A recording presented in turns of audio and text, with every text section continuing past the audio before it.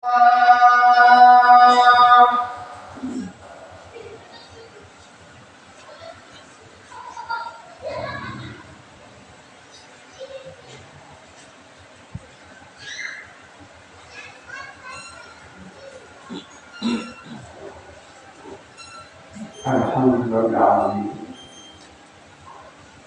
wassalatu wassalamu ala asyrafil mursalin wa ala alihi wa sahbihi wa man wala. Asyhadu an la ilaha illallah wahdahu la syarika lah wa asyhadu anna Muhammadan abduhu wa rasuluh. Allahumma shalli ala Muhammad wa ala alihi wa sahbihi ajma'in. Qala ta'ala fil Qur'anil Karim. A'udzu billahi minasyaitonir rajim. Bismillahirrahmanirrahim. Ya ayyuhalladzina amanu taqullaha haqqa tuqatih wa la tamutunna illa wa antum muslimun.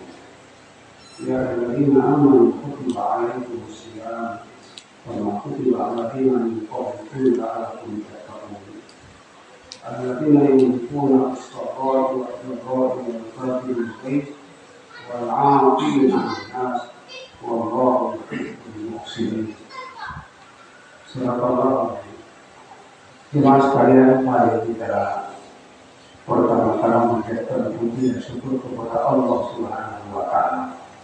Karena jemaah sekali ini kita masih mendapat hidayah Allah, sehingga kita insya Allah menjadi orang yang takwa kepada Allah Subhanahu wa Ta'ala. Salawat dan tasbih kita sampaikan kepada Nabi kita Muhammad Sallallahu Alaihi Wasallam, Nabi yang kita ikuti, kita contohi. Semoga ibadah kita dalam suci Ramadan adalah contoh Nabi kita Muhammad Sallallahu Alaihi Wasallam. Jemaah sekalian, kalau kita melihat ayat Allah, di mana kita disuruh berpuasa, tidak lain pilihannya adalah kita menjadi orang yang takut kepada Allah Subhanahu wa Ta'ala. Kata takwa ini sebenarnya bahasa Indonesia. Tentu pilihannya kita supaya kita melaksanakan ibadah puasa ini, kita berdoa kepada Allah hingga kita menjadi orang yang dilabar oleh Allah Subhanahu wa Ta'ala. Apa itu takwa? Ada satu dialog yang menarik antara dua sahabat Rasulullah Sallallahu Alaihi Wasallam, yaitu Umar bin Khattab dengan Ubay bin Ka'ab. Umar bertanya kepada Ubay, "Wahai Ubay, apa itu takwa?" Ternyata Ubay kembali bertanya kepada Umar bin Khattab,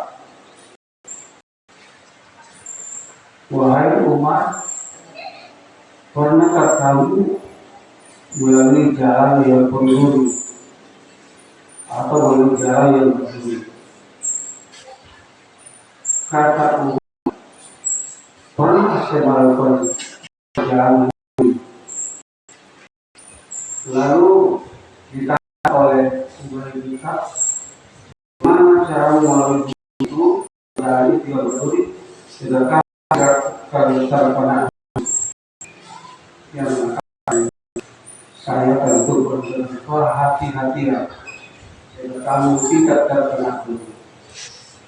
Kata Ubay, itulah yang takwa kepada Allah Subhanahu wa Ta'ala.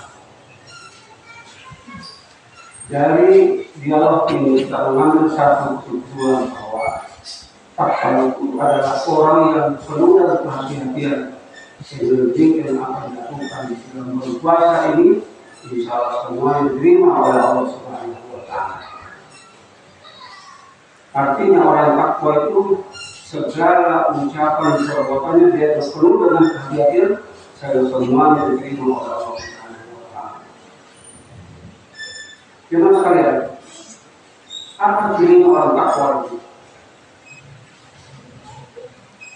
Di dalam Al-Quran cukup banyak cirinya. Salah satu dari antaranya adalah alladzina yunfiquna fis-sarra'i wad-dharra'i.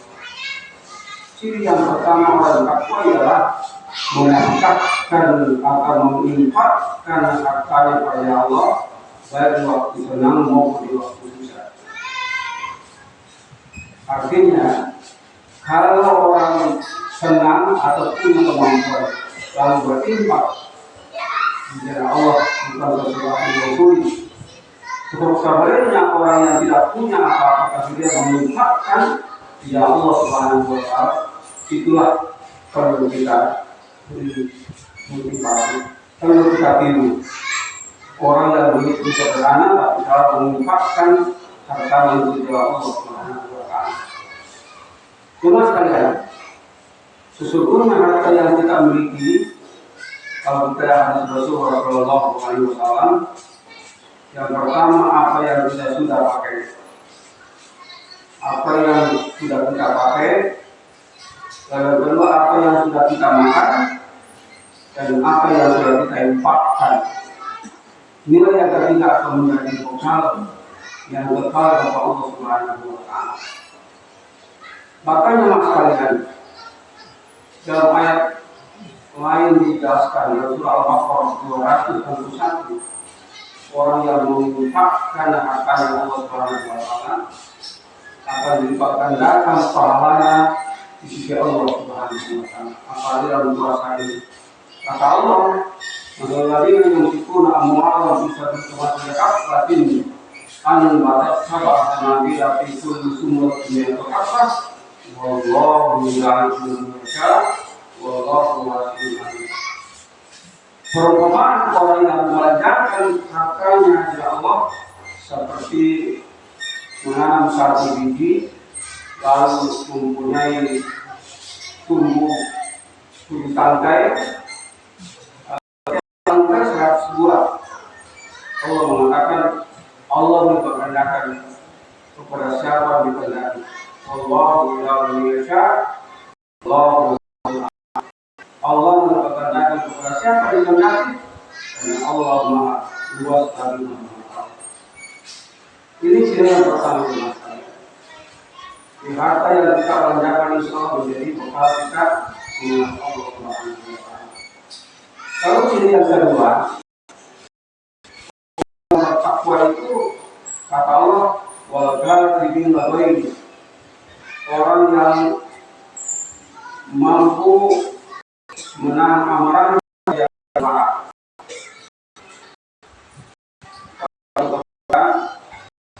Seorang minta nasihat, ya Rasulullah, berikanlah kepadaku nasihat yang terbaik. Kata Rasulullah, jangan marah. Bertanya lagi, Rasulullah, berikan aku nasihat yang terbaik dari baik. Kata Nabi, gerakaklah. Jangan marah.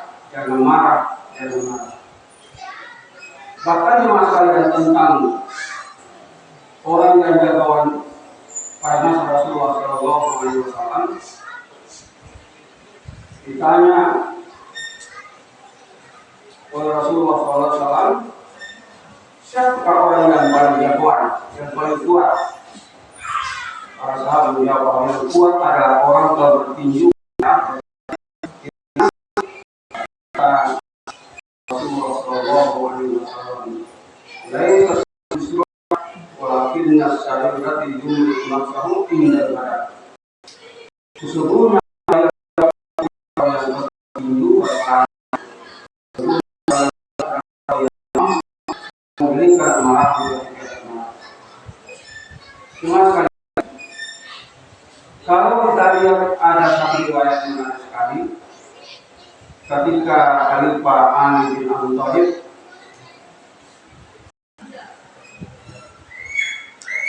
satu riwayat mengatakan bahwa Ali berhasil untuk lawannya satu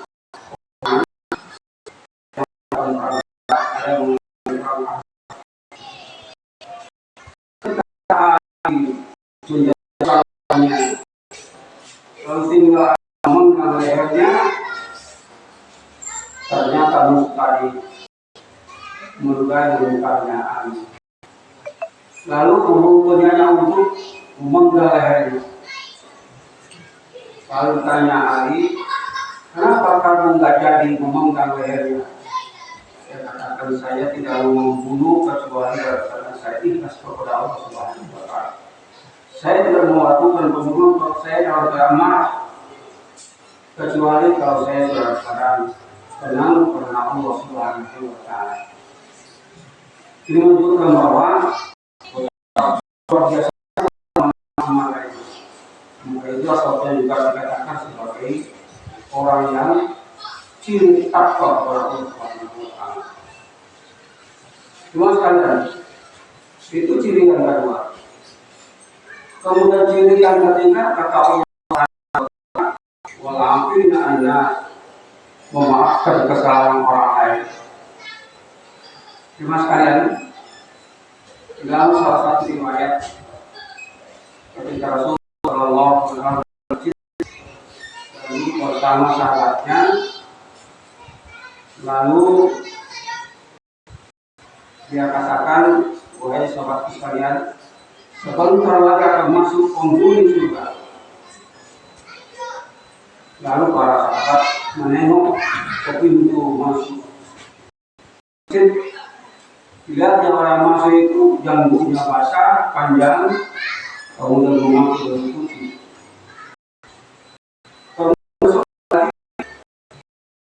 Sementara Rasulullah bersama sahabat mengatakan lagi, sebentar lagi penghuni surga akan masuk. Ternyata pada menengok ke pintu, yang orang yang kemarin itu juga. Besoknya lagi sama, ditengok lagi ternyata itu orangnya putih, memakai baju putih dan warna panjang. Lalu ada seorang sahabat yang lain namanya Amru mendengarkan itu, lalu ingin sekali melihat orang yang disebut Rasulullah sebagai penghuni surga. Maka minta dia ke rumahnya mau lihat apa cirinya dari orang yang disebut sebagai orang penghuni surga. Ternyata yang Mas Amru tadi tidur selama 3 malam di rumahnya. Dia ajak biasa-biasa saja ini. Bangun tengah malam mengaji tidak juga, sholat hajat tidak juga. Akan dari orang ini. Kalau Amru mengatakan sudah saya sudah lama di sini, saya tidak tahu bukan sesuatu yang kata orang tadi mengatakan itulah yang saya lakukan apa adanya. Tapi ingat, saya ini sebelum tidur semua orang saya makan tidur.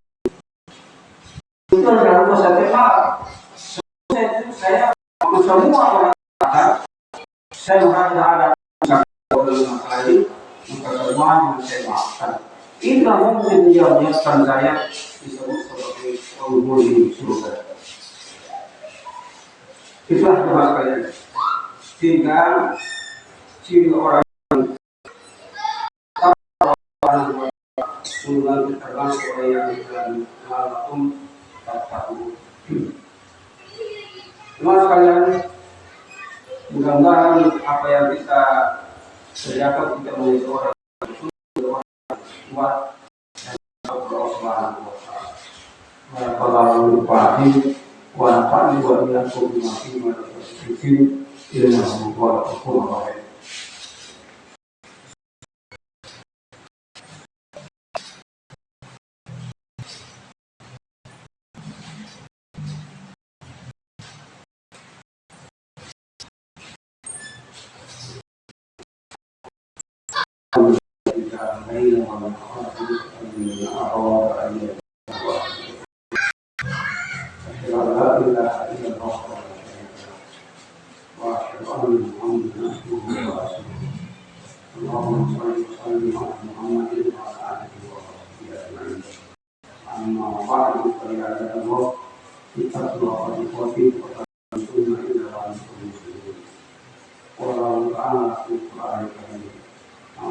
بالله من الشيطان الرجيم بسم الله إن الله وملائكته يصلون على النبي يا أيها الذين آمنوا صلوا عليه وسلموا تسليما اللهم صل على محمد وعلى آل محمد كما صليت على إبراهيم وبارك على محمد وعلى محمد كما باركت على إبراهيم